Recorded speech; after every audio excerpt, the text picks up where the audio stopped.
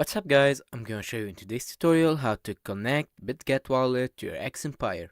So today's tutorial is really simple, but I want you to keep up to the end to not miss out on anything. So what you want to do is go to your Bitget, and from there you're gonna click on Assets, and then you're gonna click on Add Funds in the top right of the screen. Then you're gonna click on Add Crypto, and after that I want to search for X Empire. When you find it, you're gonna click on it and it will give you a QR code and a wallet address. I want you to copy the wallet address and then go back to X Empire.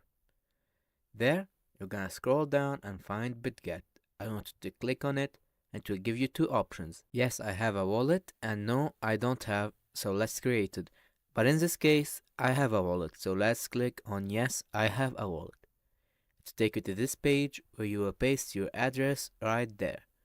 Then you're gonna go to Bitget again, and then you're gonna click on your profile in the top of the screen, and then long press on your UID on the top right of the screen to copy it.